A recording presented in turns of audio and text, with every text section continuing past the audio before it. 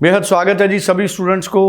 इस साल 25 में फंड्स को लेके, आईटीआर को लेके, आपके अकाउंट्स में जो पैसे हैं उनकी वेरिफिकेशन को लेके, सोर्स ऑफ इनकम को लेके, माँ बाप के पास कितना पैसा होना चाहिए, कौन कौन स्पॉन्सर कर सकता है, चाचा जी, चाची जी, ताया जी, ताई जी या दादा दादी, ये तमाम ऐसे क्वेश्चंस हैं जो बहुत सारे जो स्टूडेंट्स अभी जो कंडीशनल ऑफर लेटर अप्लाई करने वाले हैं उनके लिए भी समझने ज़रूरी हैं।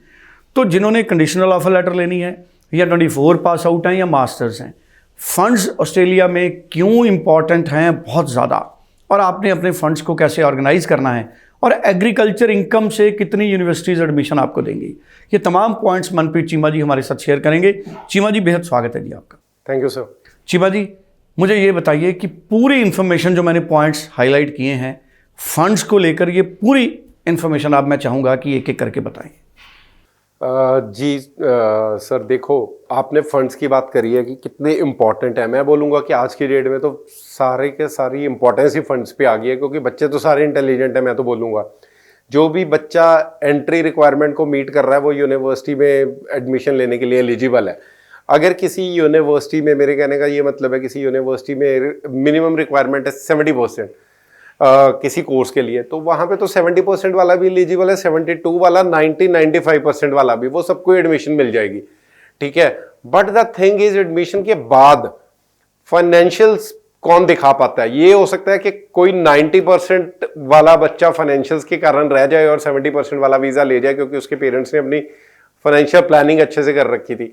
तो मैं ये बोलूंगा कि फंड्स उतने ही जरूरी हैं, उससे भी जरूरी हैं जितने आपके एकेडमिक्स जरूरी हैं। तो आपने जैसे बात करी कि कितने फंड्स चाहिए बैचलर्स मास्टर्स के लिए, तो सर देखो, 1 साल की फीस और 1 साल का living expenses, one time travel income plus करके मल्टीप्लाई करके ही जो डॉलर रेट है हम उसके एक्सपेंसेस निकालते हैं। तो चाहे बच्चा मास्टर्स में जा रहा है चाहे बैचलर्स में, उसकी फाइनेंशियल उसको जो फंडिंग है वो उतनी ही दिखानी है, 35 से 40 लाख के आसपास। और जो ITRs हैं, चाहे बैचलर्स है चाहे मास्टर्स है, वो 12 से 15 लाख के बीच होनी चाहिए। और एक ही स्पॉन्सर, हम तो यही बोलेंगे कि एक ही स्पॉन्सर आप ऐड कीजिए। मान लो आपके पेरेंट्स की 12 लाख की इनकम है तो साथ में ग्रैंड पेरेंट्स को ऐड कर लीजिए, 3-4 लाख अगर उनकी इनकम है, या किसी और को, बट मोर देन 1 स्पॉन्सर आप मत ऐड कीजिए। हाँ, अगर आपके दादा दादी या फादर मदर है उसके बाद आप एक स्पॉन्सर ऐड कर सकते हो, क्योंकि ये सारे जहाँ रियल ब्रदर सिस्टर दिखा रहे हैं तो ये सारे फर्स्ट ब्लड रिलेटिव भी होते हैं, तो इनके अलावा हम एक बंदा ऐड कर सकते हैं। तो फंड्स मैंने बता दिया कि चाहे मास्टर्स में जा रहे हो चाहे आप बैचलर्स में जा रहे हो, आपको 35 से 40 लाख के बीच में चाहिए। ITS 12 से 15 लाख चाहिए।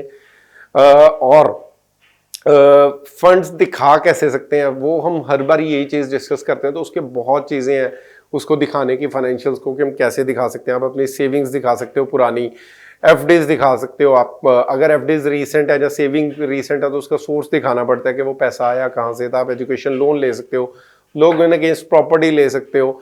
तो बहुत सी चीज़ें हैं जिनके सोर्स से आप अपने फाइनेंशियल्स को शो कर सकते हो हाई कमीशन में। बाकी ITRs तो मैंने बता दिया कि 12 से 15 लाख के आसपास चाहिए। यस, अगर कोई एग्रीकल्चरिस्ट है तो उसको अपनी एग्रीकल्चर इनकम को दिखाने के लिए आप तहसीलदार का सर्टिफिकेट दिखाइए ऑनलाइन वाला, अपने J फॉर्म्स दिखाइए ऑनलाइन वाले। बिजनेसमैन है तो बिजनेस को रजिस्टर्ड दिखाइए, GST नंबर, MSME में पुराना रजिस्टर्ड है, करंट अकाउंट स्टेटमेंट है।